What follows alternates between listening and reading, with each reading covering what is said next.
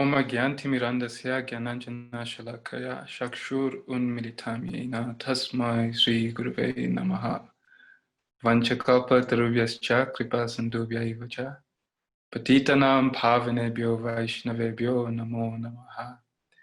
Jai Shri Krishna Chaitanya Prabhu Nityananda Shri Advaita Gadadhar Shivasari Gaura Bhaktavrinda. Hare Krishna Krishna Krishna Hare Hare Hare Rama, Rama Rama, Hare Hare. Good morning and welcome to day 2 of the BBT Africa conference. This is the 11th annual conference that BBT Africa is hosting. And of course, this conference is special because it is being broadcast online for the first time. And I'd like to extend a very warm welcome to everyone who is joining us from wherever you're watching across the world. So good morning to all of you. We have a very special lineup in store for you today. And just in case you missed some of what we had in yesterday's session, don't feel aggrieved at all. You can catch up with those sessions at any time of your leisure on our Facebook page, BBT Africa. You can also watch the sessions on our YouTube channel, which is also BBT Africa. And of course, you can stay in touch with us via our other social media channels like Instagram as well, so you can receive notifications on that. So as we set into today's sessions, I'd like us to bring our meditation back to why we have these conferences. And it's of course to fulfill Srila Prabhupada's instructions on distributing books. So let's first bring our meditation to Srila Prabhupada and remind ourselves what exactly were Srila Prabhupada's words on the matter of book distribution before we get in today's first session. Vandeham Shri Guru Shri Juta Padakamalam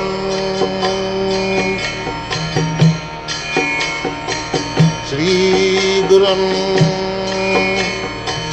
Vaishnavansam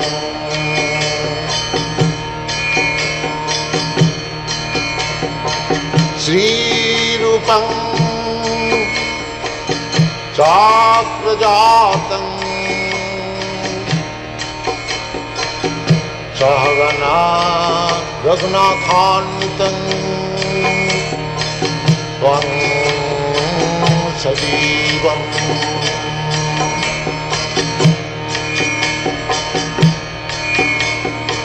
Shadvaitam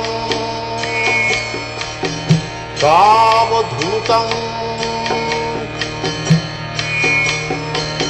Parijana Sahitam Krishna Chaitanya Devam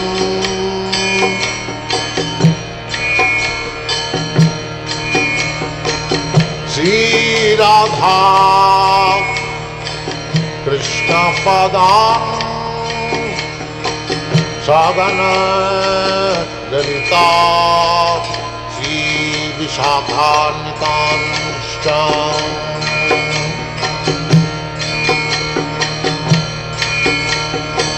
Shri Krishna Chaitanya Prabhu Nityananda Shri Advaita Gadadhar Shivasadi Gaur-Bhakta Vrindam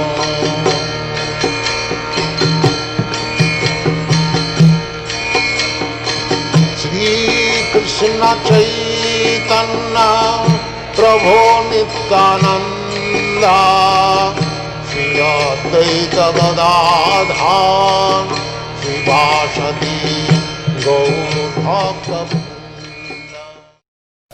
So we have to simply take instruction from Guru, and if we execute that to our heart and soul, that is success. That is practical. I have no personal qualification, but I simply tried to satisfy my Guru. That's all. My Guru Maharaj asked me that if you get some money, you print books. So, there was a private meeting talking, some of my important God brothers also there, it was in Radha Kunda. So, Guru Maharaj was speaking to me that since we have got this Bhagavatam marble temple, there has been so many dissensions. And everyone is thinking, we'll occupy this room or that room, that room. I wish therefore to sell this temple and the marble and print some book. Yes.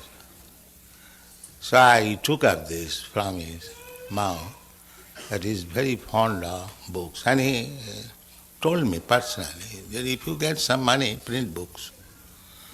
Therefore I am stressing on this point. Where is book? Where is book? Where is book? So kindly help me. This is my request.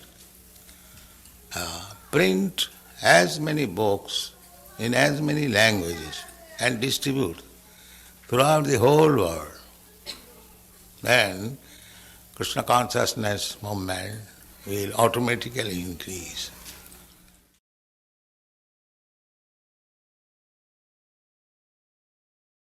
Along with Prabhupada's instruction, as we've just heard, to distribute books, this present moment in time that we're living in, of course, under this global health pandemic that the world is facing, has provided us with an opportunity to study Srila Prabhupada's books. So today we are extremely honored and grateful to have the presence of His Grace Kaunteya Prabhu. Kaunteya Prabhu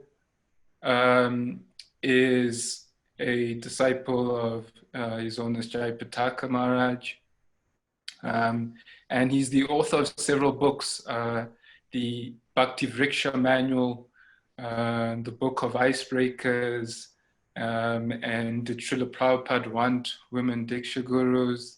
Presently, Kaunteya Prabhu's services entail, he's the co-minister for the ISKCON Congregational Development Ministry since 2010. He's the co-chair of the GBC Organizational Development Committee. He's a trustee and faculty member of the GBC College for Leadership Development. He is a member of the GBC Strategic Planning Team, and he's also a member of the GBC Nominations Committee. So the first time I heard His Grace Kaunteya Prabhu speak was during a study group, a real small intimate BBT study group that we had right at the beginning of this lockdown, and I was just blown away. And honestly, Kaunteya Prabhu, since then I've been listening to so many of your lectures, and you're honestly one of my favorite speakers of Bhagavatam. So I'm honored and grateful to have you here. And the topic we'll be speaking about today is, of course, a reflection on Bhagavatam, the Amalam Puranam. This is the topic that Kaunteya Prabhu will be taking us through. So without any further ado, I shall hand over to you now, Kaunteya Prabhu, and let us begin this meditation and reflection on Bhagavatam. Thank you so much, Mukundangri Prabhu, for your very kind introduction, very kind words. The Srimad Bhagavatam. So we have some time to meditate on the Srimad Bhagavatam. And the Srimad Bhagavatam, as you know, is a quite massive text. We have 18,000 shlokas. And the Bhagavatam touches on so many stories and so many adventures and so many prayers and so many different personalities on this planet, on other planets, close to our age, in very, very, very remote ages. So one may ask, but what is the essence? What is the central message of the Srimad Bhagavatam? If we compare the Bhagavatam to a tree, then you'll see that it will be a very variegated tree.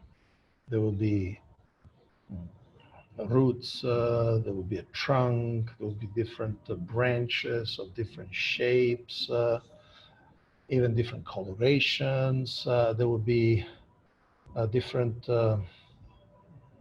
leaves of different size, small leaves, big leaves. Sometimes the leaves will have different colors, and there will be flowers, and there will be fruits. But what is the seed? What is the crucial message that encapsulates all of these three? In other words, just like in a seed, there is the DNA of the tree. There is the genetical information for the whole tree. So what is this DNA of Srimad Bhagavatam? So there are at least 3 points in Srimad Bhagavatam that give us a sense of the entire work. The first is the first 3 verses spoken by Srila Vyasadeva. And in the 3 verses, it delineates the subject of the Bhagavatam, is the meditation on the supreme absolute truth, the process of the Bhagavatam, listening to the Bhagavatam, free from envy, material envy, and also the result, enjoying the juice, enjoying the rasa of Krishna and his devotees. Another very famous point in the Bhagavatam comes where the whole Bhagavatam is presented in a nutshell form, is in the 2nd canto. And there we have Krishna speaking to Lord Brahma, the 4 essential verses of the Bhagavatam, known as Chatu Shloki, the 4 shlokas, starting with Aham Evasam Eva Gri. And the Lord Krishna says that there was nothing but himself before the cosmos. There is nothing but himself during the cosmic manifestation. And there is nothing but himself after this cosmic manifestation gets wound up at the end, for the time of annihilation. He also explains that whatever we see without seeing a relation to Krishna is illusion. And the goal of life is to arrive through whatever means necessary, to whatever method and process, to seeing Krishna everywhere. In other words, to come to the point of loving Krishna so intensely that we will see Krishna in everywhere. But today, I want to focus on another set of 4 verses. These come in the 1st canto. and is known as Vyasa Samadhi or Vyasa's trance. And it comes at the beginning of the seventh chapter of the first canto. What's the setting? As you know, most of you, probably all of you know, Vyasadeva, after compiling the other Puranas, even editing the Vedas, subdividing them, even writing the Mahabharata and so on, he still felt some level of dissatisfaction. He was not happy in the heart. Although he was perfectly religious, perfectly austere, he had all the qualifications, he had all the knowledge, but he was not happy. So then his spiritual master, Narada Muni, appears, and throughout the fifth chapter, he instructs him and he says, look, the problem is that you have not described Krishna more directly. You have not impressed about the readers of this Vedic literature that Krishna is the center of all existence, that Krishna is the goal, and they cannot be happy unless they absorb in Krishna consciousness. Yes, you have described marvelous things and marvelous books, but unfortunately people, due to their contamination, they will focus more on the material benefits of those descriptions, of those procedures. And so they waste a lot of time. So at the end of this exchange, before Narada Muni flies away, literally, Narada Muni instructs Vyasadeva, now you go into meditation. I mean, Vyasadeva is an avatar of Krishna, so he's perfectly qualified to connect in a very deep way by himself. So go into deep meditation, see the Lord, and then describes what you see. And so at the beginning of the seventh chapter of the first canto, we have the description of how Vyasadeva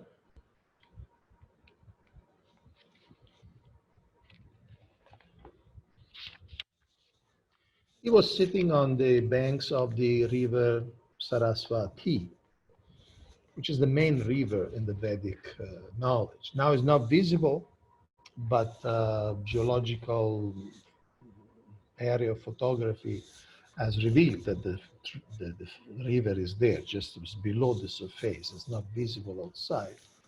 So he was on the bank of the Saraswati.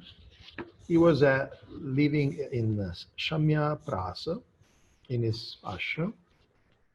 And then one morning, there's also a description of how it was a very idyllic circumstance with trees. And then one morning, sat in meditation. And this is the third verse of the seventh chapter. And then text 4, 5, 6, and 7 describe this trance by Srila Vyasadeva.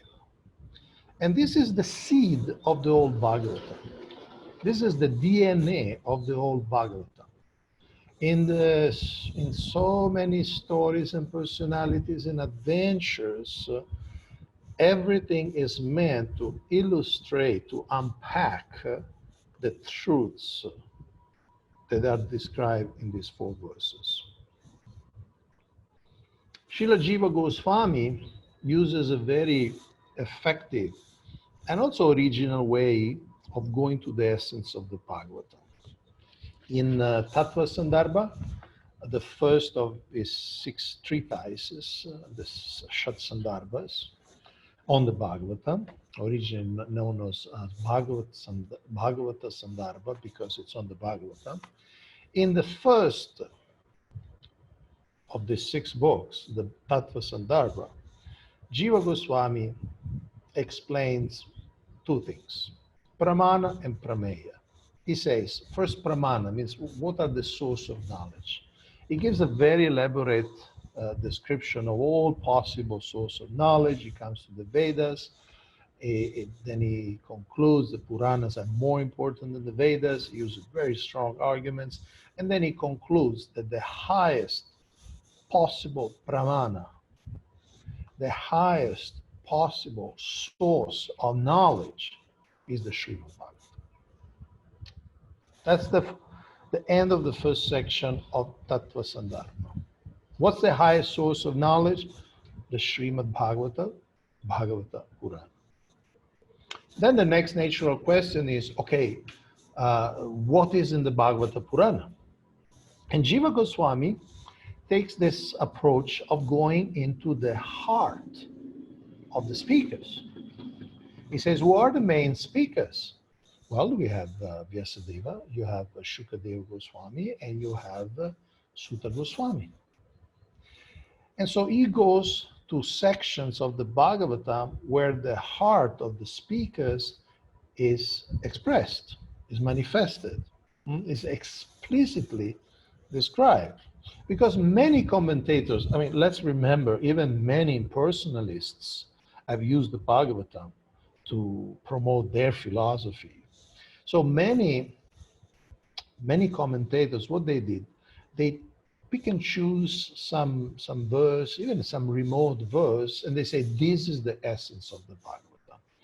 Because they're interested, they already have an idea of the truth, quote unquote, and they want to support that with the authority of the Bhagavatam. But Jiva Goswami doesn't do that. He says, like we know, the meaning of a book is the meaning intended by the author. That's the real meaning of a book. The author is writing something, and so whatever he intends as the message, that's the real message of the book. And in this case, he goes to these 4 verses, and he gives very elaborate descriptions, very elaborate commentaries, explanations on the ramifications of these 4 verses. And he explains, this is the heart of Vyasadeva. Because this is the meditation. After receiving instruction from his guru, he went to meditation. What he saw in the meditation, he expresses throughout all the rest of the Bhagavatam. Many of you may be already familiar to these 4 verses, but let's go through quickly. Verse number 4, there's no time to go into a detailed description of every verse, but just to give a very general idea. First verse, Bhakti Yogina Manasi Samyak Prani Hite Male Apashyat Purusham Purnam Mayam Chata Dapashrayam. Thus, this is Srila Prabhupada translation, thus he fixed his mind, perfectly engaging it by linking it in devotional service, Bhakti Yoga, without any tinge of materialism. And thus he saw the absolute personality of Godhead along with its external energy, which was under full control. So he saw God, Purusham Purnam. He saw the full God. This is important. We will see also why it's important. I didn't see any manifestation of God. He saw the Purna Purusha. Purna means complete. So the original complete form of Godhead. And he also saw that Maya, the material energy, the illusory energy, Tat Apashrayam, was completely under his control, which is an extremely important philosophical statement, because there are so many Mayavadis who says that Krishna or even the Jiva is a product of Maya. Brahman becomes differentiated due to the influence of Maya. But here, as we heard many times from Srila Prabhupada, here is clearly given the evidence. No, Maya is always under the control of Krishna, never controls Krishna. Srila Prabhupada many times had to address this point. If illusion is greater than God, then illusion would be God. There was no meaning to God if illusion is bigger than Him. And Jiva Goswami gives a very elaborate explanation how Maya cannot cover the Lord. So, first verse, Vyasadeva sees the Lord and sees Maya is external energy under his total control. Second verse, text 5. Yaya sammoito jiva atmanam tri gunatmakam paropi manute nartam tatkratam chavipadyate.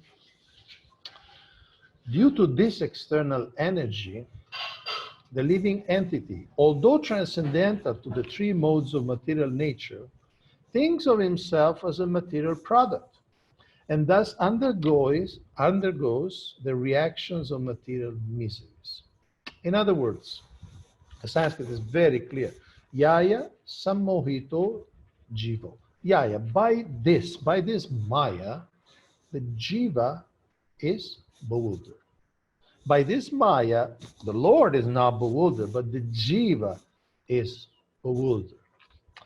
Let's give an image, an analogy. Just like we are on this on the surface of this planet, on this world, and sometimes the vision of a sun is covered. Just like right now in Mayapur is the rainy season. This morning was raining, and right now is cloudy, and we cannot see the sun. So we have these three elements. We, the living entities, walking on the surface of the globe. Then we have the sun in the sky very far from us. And then in between, we have these clouds. So we are the jivas. We are the living entities. Krishna is the sun. And the sun is never covered by clouds. The sun is always independent. And in fact, the clouds depend on the sun because it's the sun that makes water evaporate and creates the cloud. But our vision of the sun is covered by the clouds. So the clouds never cover the sun, but they cover us. So this is the relation. Maya is this cloud that obscures, eclipses our vision of Krishna. Krishna is never covered by the cloud of Maya, and we are under Maya. And what happened when we are under Maya? The verse explains, we start thinking we are this body. Now Maya is very subtle. We start throughout the false ego, we start thinking we are this body, we are the senses. And then we start suffering because this body is by nature perishable. Paropi, although we are spiritual, we are transcendental by nature, but we become enmeshed in this delusion.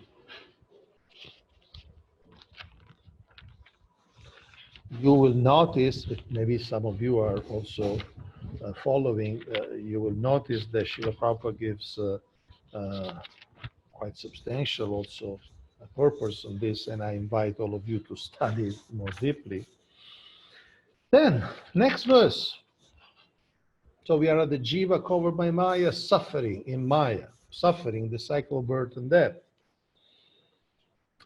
Text 6, it tells us that these sufferings are not really necessary. We don't need to suffer. Anarto pashamam sakshat bhakti yogam adukshaji lukhasya janato vidvans chakri sattvata samitam. The material miseries of the living entity,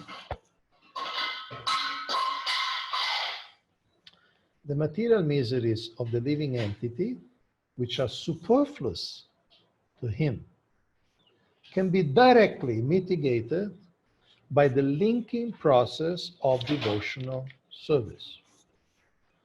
But the mass of people do not know this, and therefore the learned Vyasadeva compiled this Vedic literature, which is in relation to the supreme truth.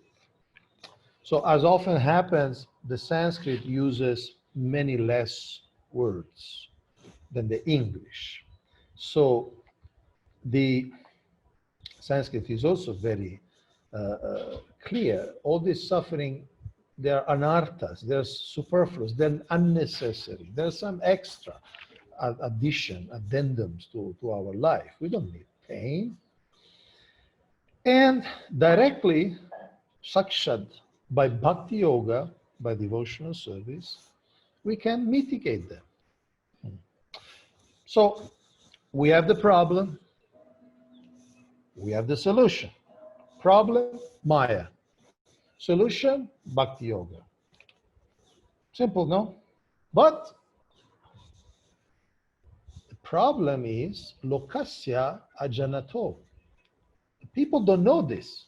It's like imagine there is a pandemic. I'm talking something hypothetical.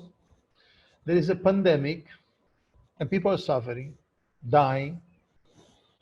And then there is a medicine, a vaccine. And the vaccine is there, is available, is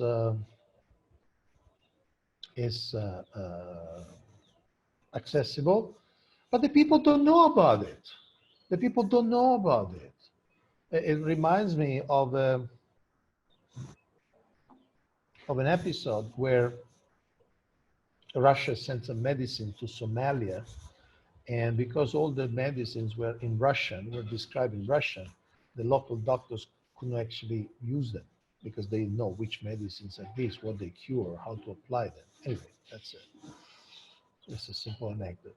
So coming to us, the medicines for our birth and death disease is bhakti yoga. But the problem is people don't know.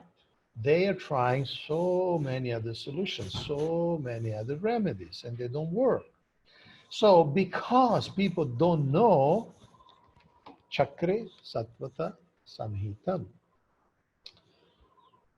Vyasadeva composed this book, composed the Bhagavatam.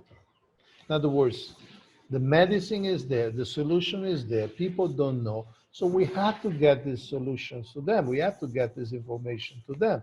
And this is the whole mood of the Bhagavatam, that's the whole mood of Vyasadeva. There is a solution, a fundamental solution, a radical solution that goes to the root of the problem, but people don't know, so we need a book that gives them this solution, gives them devotional service. And this is important because this is a BBT conference, and the whole BBT is born out of this concept. Lokasya janato vidvans chakri sattvata samitam. There is a solution, there is a shelter, and people don't know.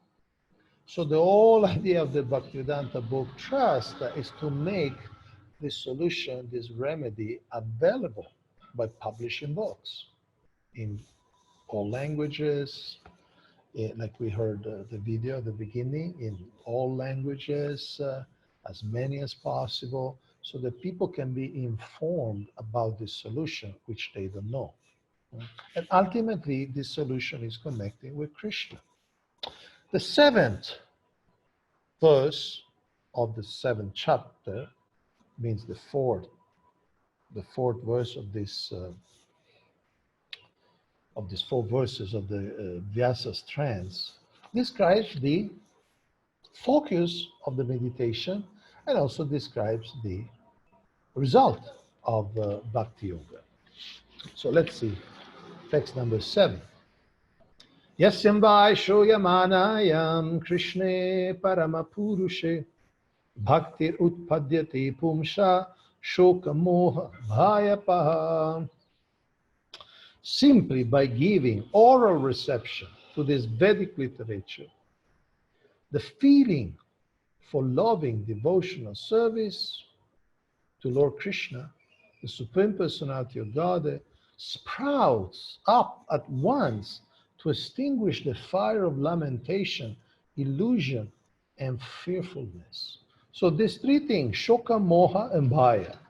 Shoka means lamentation, pain. Moha means illusion. Bhaya means fear, our constant companion in this world.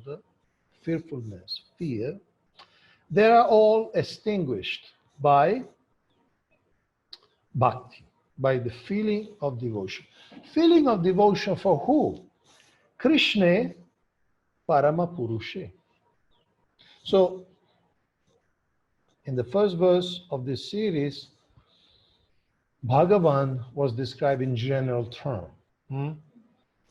Purusha Purna, the full Purusha, the full God. And here, in the last of these verses, Vyasadeva reveals who is this Paramapurusha? It's Krishna. So the form of Krishna, Ishvara Parama Krishna, Sachitananda Vigraha. So the Bhagavatam doesn't focus on this avatar or this form of the Lord. It focuses on Krishna. And when one focuses on Krishna with bhakti, this bhakti destroys all the problems of material existence. So these are the crucial 4 verses. And because it's a BBT seminar, it's interesting to notice that Srila Prabhupada, when he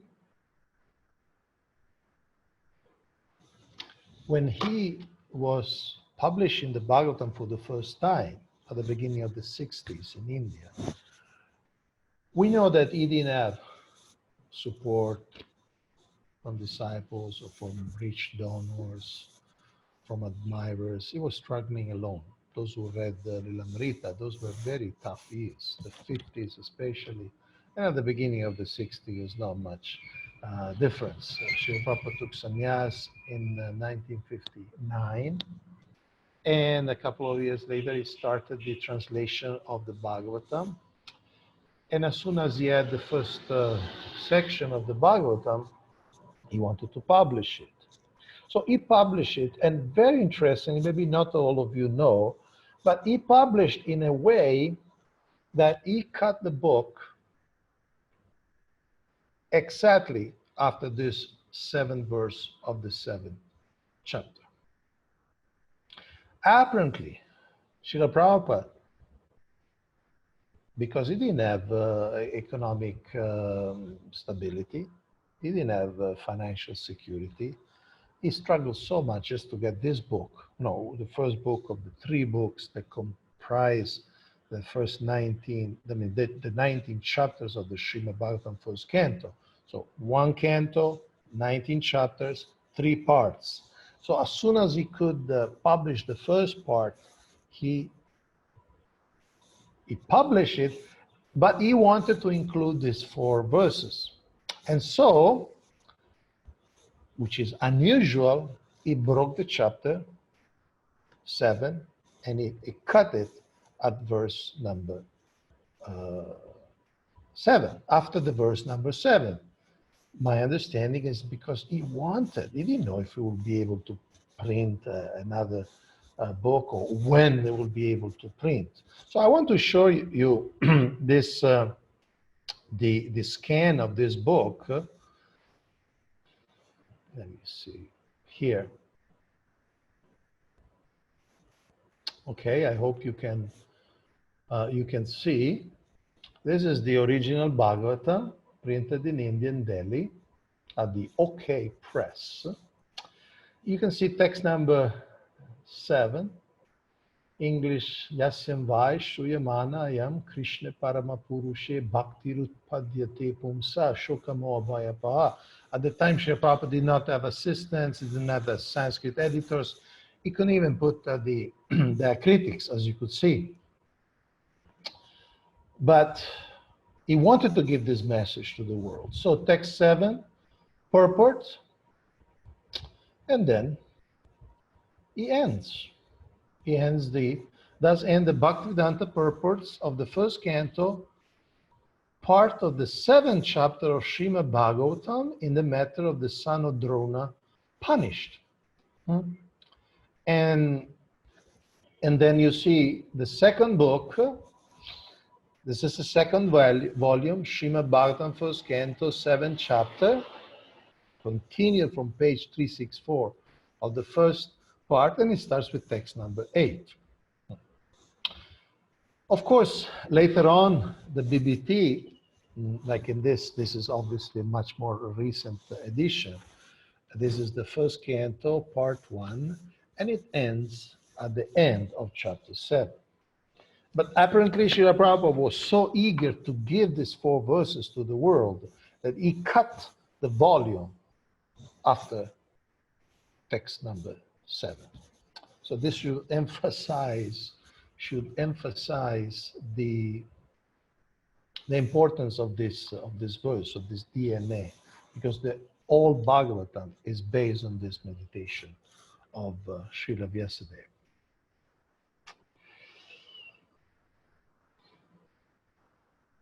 Now, I wanted to make one more point about the nature, the different nature between the Vedas and the Purana.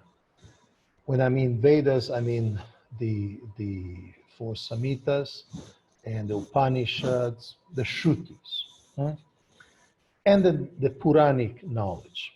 See, the Vedas needed perfect pronunciation, perfect formula, perfect rituals to give fruit. In fact, in the Vedic sacrifice, one of the priests would just be like the referee. He will know the correct procedure.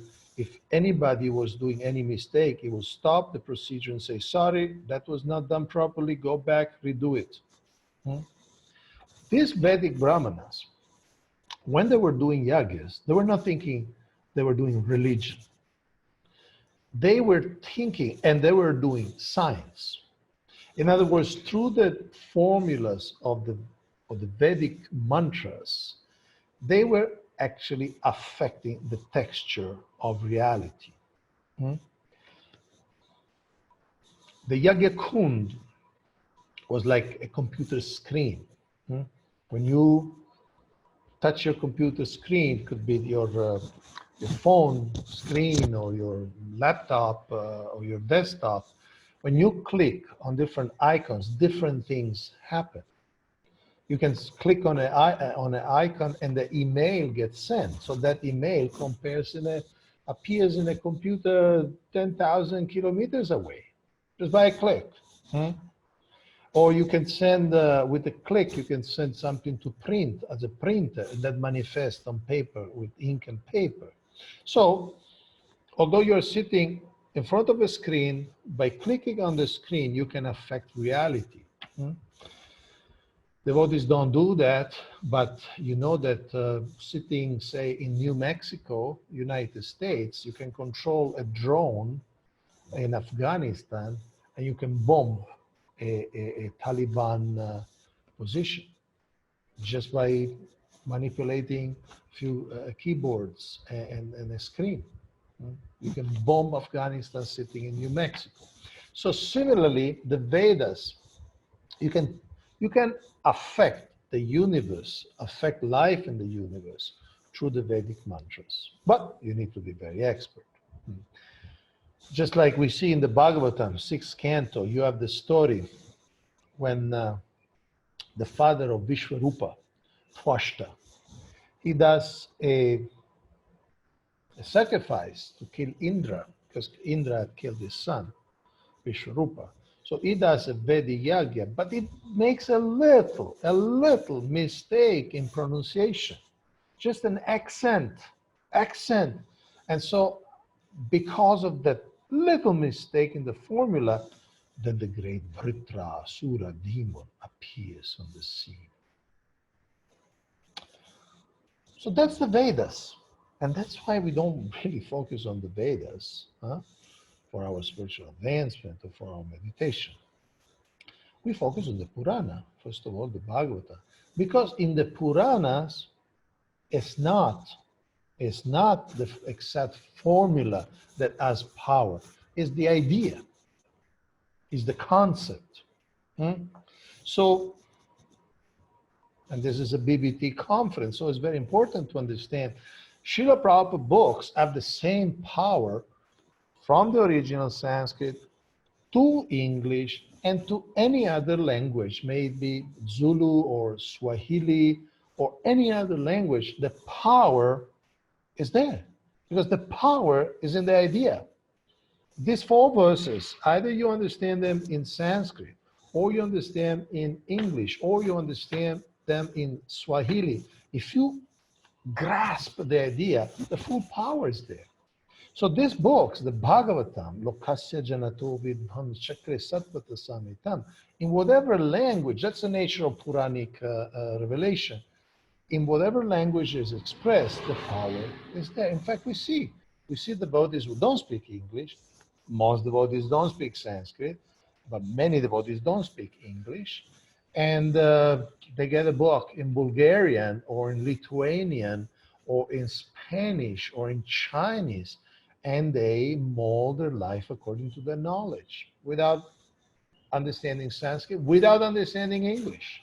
But that changes their life because the idea, the notion, the thought that is conveyed in the Puranic literature is what has power. It's not the formula. And that's why Srila Prabhupada was so convinced to bring this Bhagavatam, even though he knew that technically his English wasn't perfect from the material point of view. There is this other, still in the first canto, still in the first part, chapter 5, text 11, Tadvagvisargo janataga viplavo yasmin pratishlokam abhaddavatyapi namanyanantasya yashunkitaniya shrimvanti gayanti grananti sadava. So here it says that this literature has the capacity of creating a revolution, viplava, a revolution in the pious life of people, even if imperfectly composed. Now, Srila Prabhupada says in the purport, very autobiographical, he says, we know that our honest attempt to present this great literature, conveying transcendental messages for reviving the God consciousness of the people in general and re-spiritualizing the world atmosphere is fraught with many difficulties. Our presenting this matter in adequate language, especially in a foreign language, will certainly fail. And there will be so many literary discrepancies, despite our honest attempt to present it in a proper way. But we are sure that with all our faults in this connection, the seriousness of the subject matter will be taken into consideration. And the leaders of society will still accept this due to its being an honest attempt to glorify the Almighty God. Then he gives this famous analogy. There may be a fire in the house, and the neighbors may be not talking the same language, but because the message is so urgent, they will be able to convey and get the message. There is a fire, there is some urgency. So, and then he concludes the paragraphs. After all, it is a science of spiritual values, and thus we are concerned with the techniques and not with the language. If the techniques of this great literature are understood by the people of the world, there will be success. So the great faith of Srila Prabhupada in conveying, and you can, since this is entitled A Reflection on the Bhagavatam, let's meditate on the connection. Vyasadeva, Shamya Prasha, in some ashram 5,000 years ago, meditating, seeing Krishna in the heart, seeing that people need this information about Krishna to be saved from cycle of birth and death. he meditates, he put the Bhagavatam together. The parampara for centuries and millennia maintained this knowledge alive. And then some 55 years ago, His Divine Grace, Sri Bhaktivedanta Swami Prabhupada gets on that boat with 200 copies of the first canto in 3 volumes. With this, which include this meditation, he gets on the boat, money, famous 40 rupees. He crosses the ocean, and he brings it to the West. He brings it to America, and from there, then it's bounced through his servants, through his assistants, through his devotees, bounced all over the world, and it gets represented in different languages. I remember I was doing a book marathon in must have been 1995, and I was doing book distribution in Italy, in the south of Italy, Sicily, this island. And sometime we were on the coast, actually in the southern coast of Italy, in the Mediterranean. I could see the sea. And it was of great inspiration for me, thinking that that was 95, 65, 30 years before, Srila Prabhupada applied those same waters carrying the Bhagavad. And I happened to be distributing the first canto, and with this picture on the cover. And it was a great inspiration for me that I was there in Sicily in 1995, 30 years after Srila Prabhupada crossed the Mediterranean from the Suez Canal to Gibraltar. And I was distributing the same books that 30 years ago, 30 years before, Srila Prabhupada had brought personally on the boat to America. I was distributing in Italian, but the message was the same. And it was a great inspiration because Srila Prabhupada mentioned Sicily in his diary. There's a Jaladuta diary in which he annotates every day. And he mentioned Sicily. He mentioned that, last night we crossed Sicily. He was coming from Egypt towards Gibraltar, so he crossed Sicily. And I felt so fortunate that I was there in Sicily 30 years after Srila Prabhupada crossed that place. And I was having the chance to distribute his books.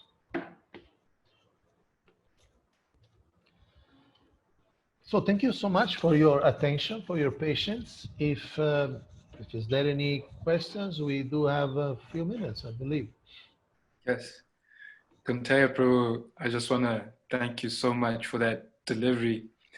I particularly liked the analogy that you drew with, imagine if there was a pandemic, and of course that analogy is so relatable in today's day and age.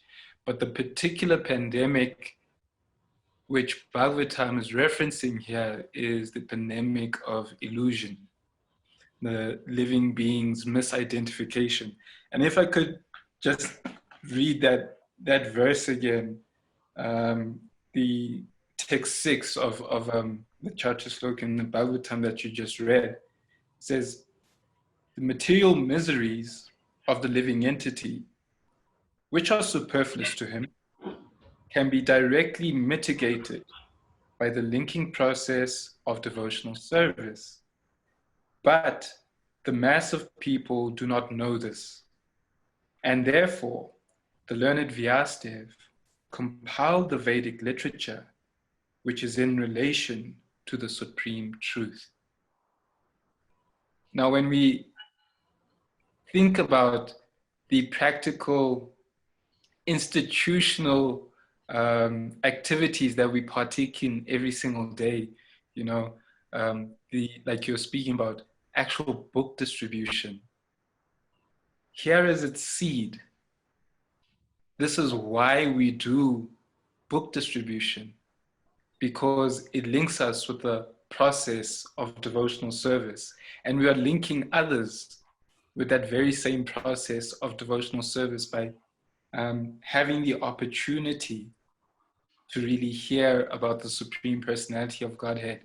So by hearing for ourselves, we are inspired to give to others. And there are a lot of questions, but I just wanted to finish off my own reflection. There's this beautiful picture here, right at the back of the Srimad Bhagavatam, with Sutta Goswami speaking to the sages in the forest of Namachairanya.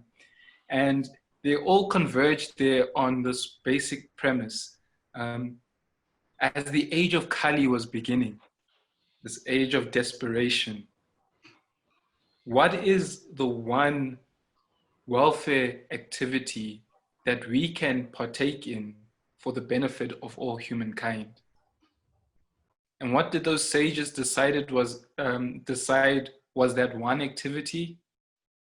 It was the hearing and speaking of Srimad Bhagavatam. So that's, the real importance of hearing Srimad Bhagavatam and distributing Bhagavatam. So I just wanted to thank you for that. That was just like some of my reflections, but there are a number of questions that are coming in, both on our Facebook stream and here on Zoom. Please, if you do have questions, feel free to write them via our Facebook stream or here on our Zoom chat, and we'll be able to take them. The first question comes from Facebook, Kaunteya Prabhu. It reads, it may feel daunting to try read Bhagavatam because of the number of books and verses in Bhagavatam. How do we overcome that feeling so that we can start reading?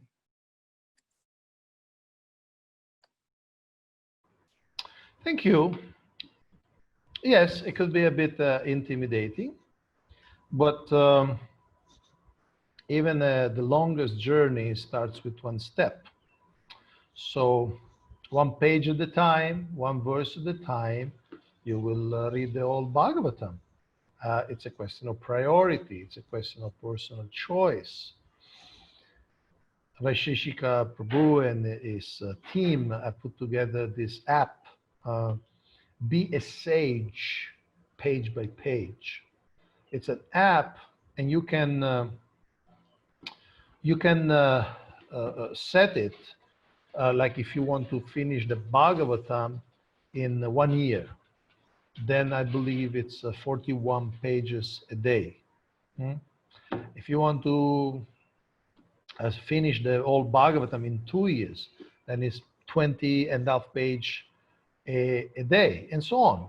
So you can pace yourself, but the main thing is to start.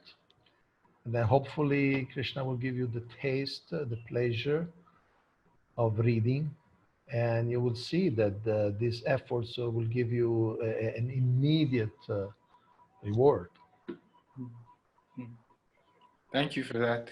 There's a question that's come in here from our Zoom chat. Thank you for the enlivening talk. Is there a specific process we should follow when studying Srila Prabhupada's books?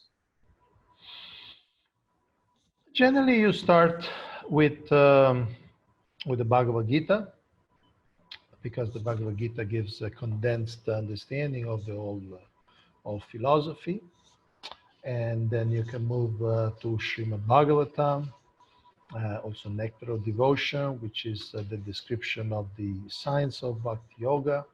So Bhagavad Gita, Srimad Bhagavatam, then Chaitanya Charitamrita is considered the postgraduate study of spiritual life. Is Krishna coming as Lord Chaitanya, so his teachings, his leelas. And because people are so eager to know about Krishna, to know about the 10th canto, Srila Prabhupada gave us the Krishna book. He gave it very early. So although it's the 10th canto, we can also read the Krishna book quite early in our spiritual life. And Krishna gives it, Srila Prabhupada gives it in a way that we can assimilate. Otherwise, generally we'll have to go through the first 9 cantos. But Srila Prabhupada doesn't only give the narration, but he gives the explanation. He explains through the Bhagavad Gita. So even a person who doesn't know anything, we distribute the Krishna book in the street, can understand the pastimes of Lord Krishna. So these are some general indication, and your personal mentor can offer more direction. Mm-hmm. Thank you for that. There's another question here. A very interesting question, which links to, I think, a technical aspect of your presentation earlier on, Kaunteya Prabhu. The question is there a difference between Srila Prabhupada's commentary on Srimad Bhagavatam, Srila Prabhupada's Srimad Bhagavatam, versus the Srimad Bhagavatam we may find from other commentators or institutions? Certainly there is a difference. I'm not familiar with many other versions of the Bhagavatam. So at the same time, the immediate difference is the audience. When Jiva Goswami, for instance, wrote his Bhagavatam commentaries, he wrote the Shatsandarbha, 6 books, presenting the philosophy of the Bhagavatam, and he also wrote Krama Sandarbha.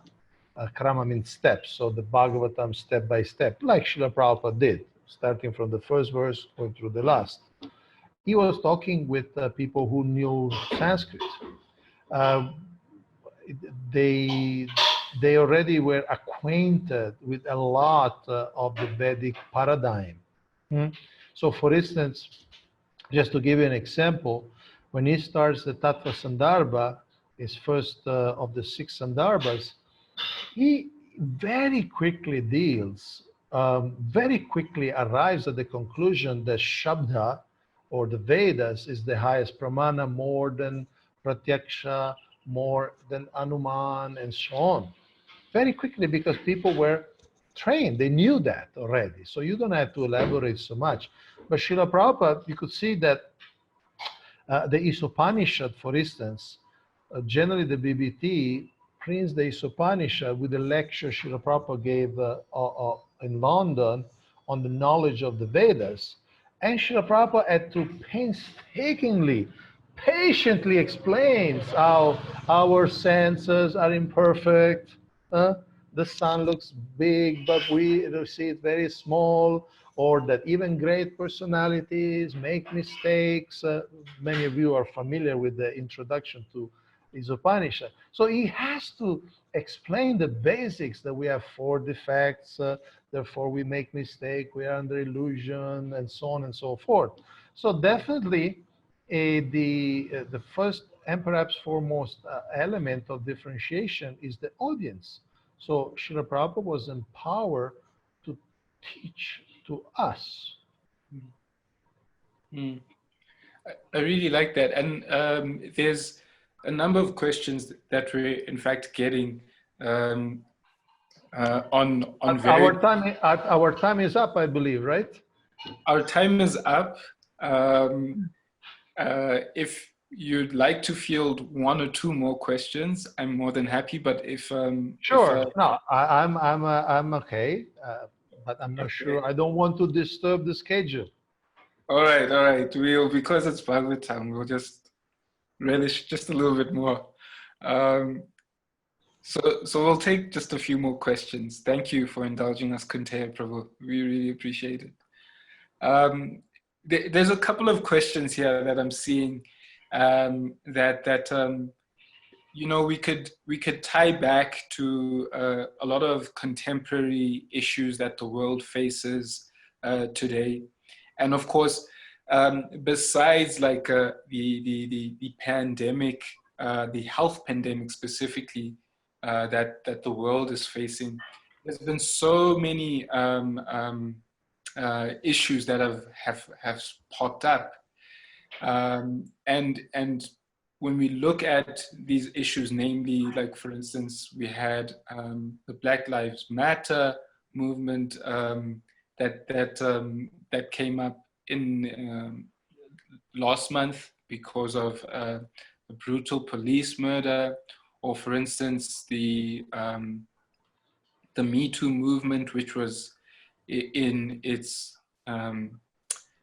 rise last year as well, speaking about gender equality.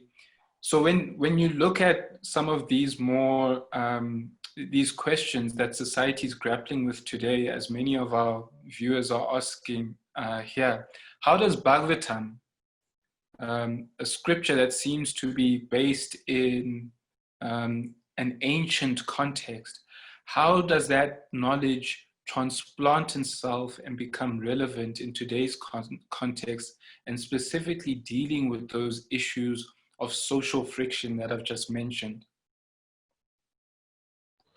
See, let's connect to what we just read. Srila Prabhupada said the main thing is the techniques of spiritual life. And in the Bhagavatam, second canto, we see this famous verse, Kirata Hunandra Pulinda Pulkasha Abhira Shumba Yavana Kashadaya Yenyecha Papa Yada Pashraya Shraya Shuddhanti Tasmahi Prabhavishnave Namaha.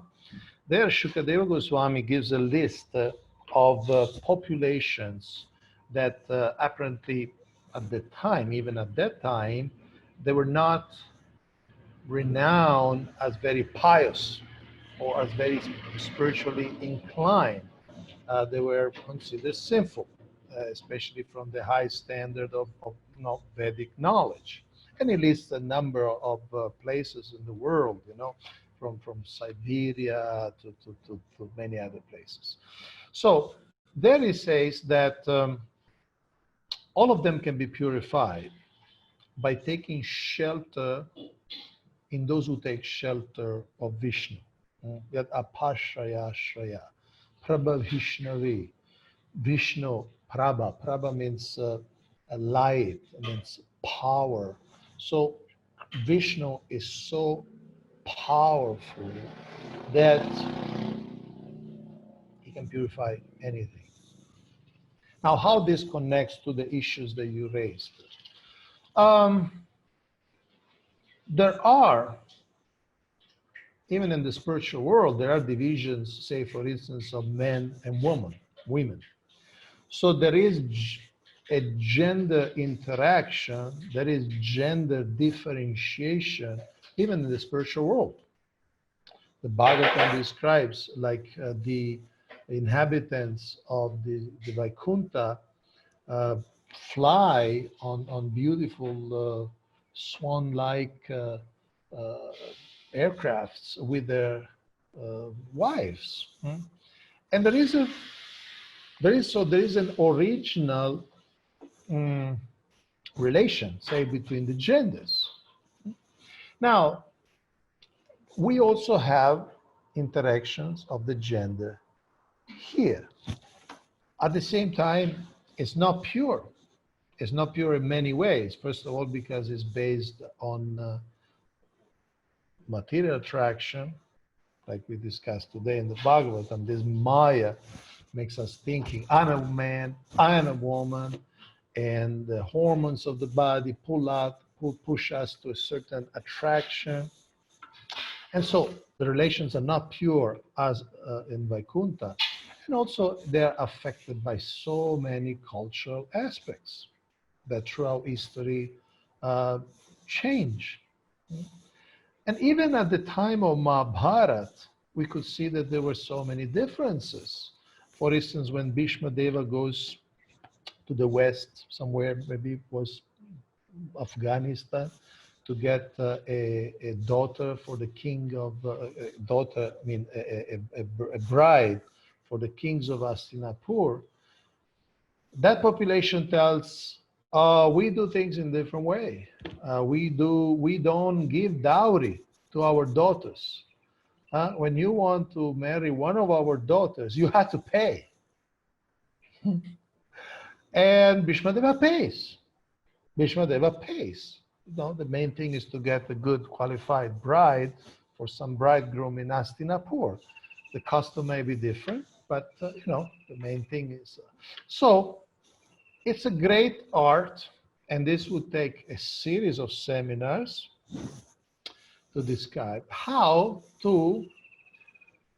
we can harmonize the eternal principles of Krishna consciousness, the eternal message and techniques of spiritual life with the present world interactions or the present problems like racism or say, like you mentioned, the Me Too movement, the disrespect for women.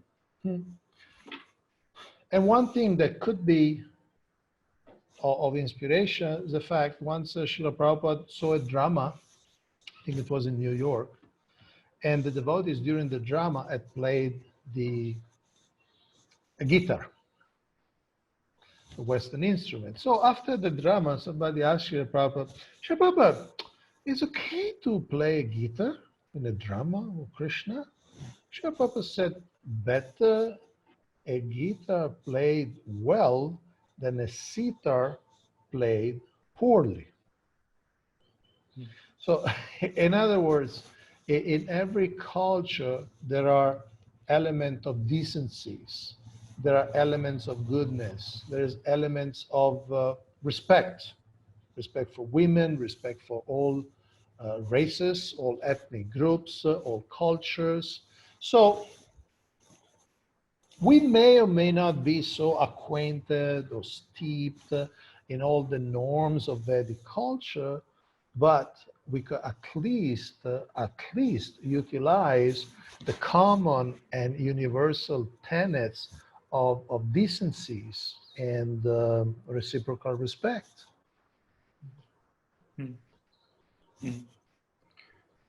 Thank you so much, Kaunteya Prabhu.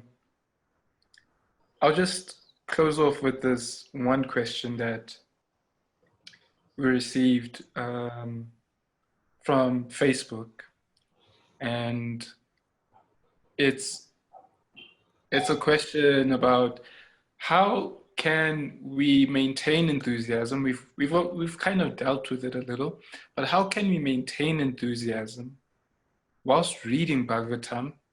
Because often we start Bhagavatam but are unable to finish it. So how do we maintain that enthusiasm to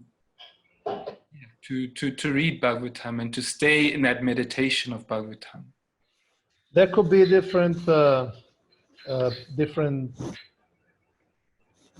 props, different techniques. See, one thing which is very powerful is a vrata, is make a vow.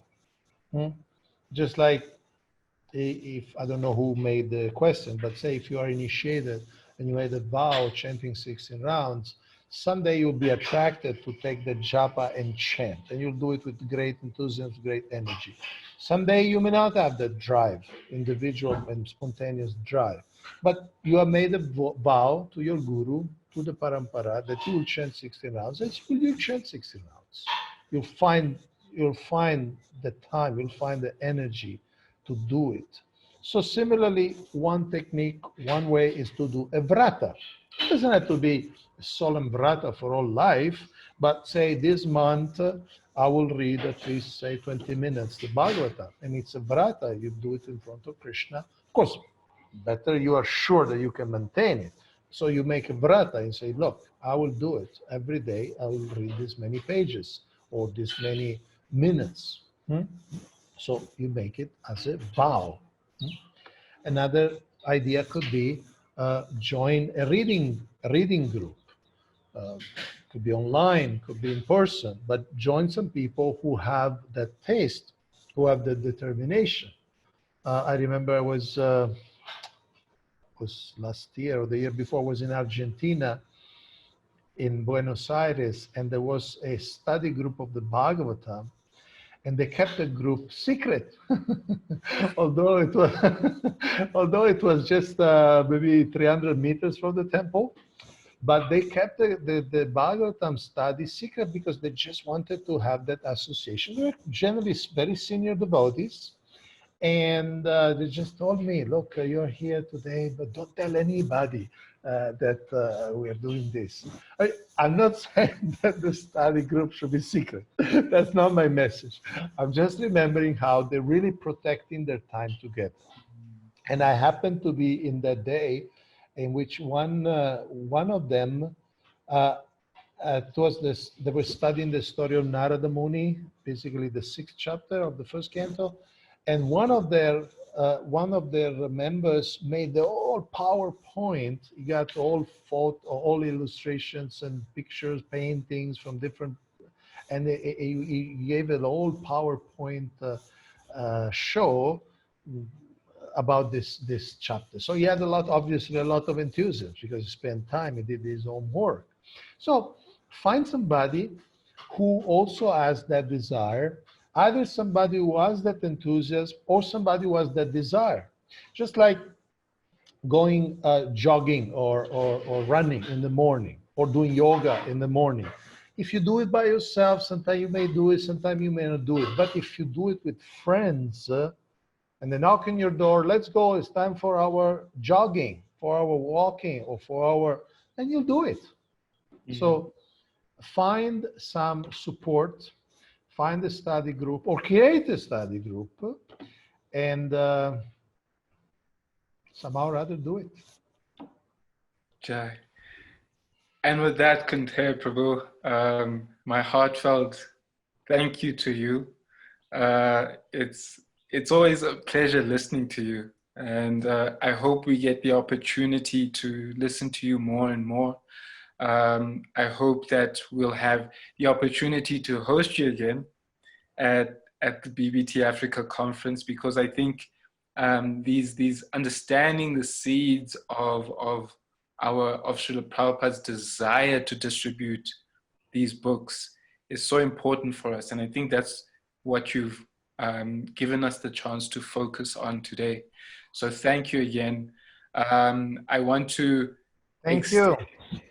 extend the invitation for everyone who's watching here from wherever you are in the world as well, and on Facebook, to join us for our next session with His Holiness Bhaktidhira Damodar Maharaj, who will be speaking on how Srila Prabhupada's books changed his life.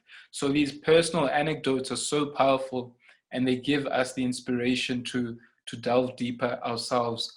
So I hope the action point that we can all take out of this is, go form your own study group. You don't have to keep it secret, but if you want to keep it secret, you're more than welcome. Just relish in Bhagavatam, and that's the main message that we take out of today.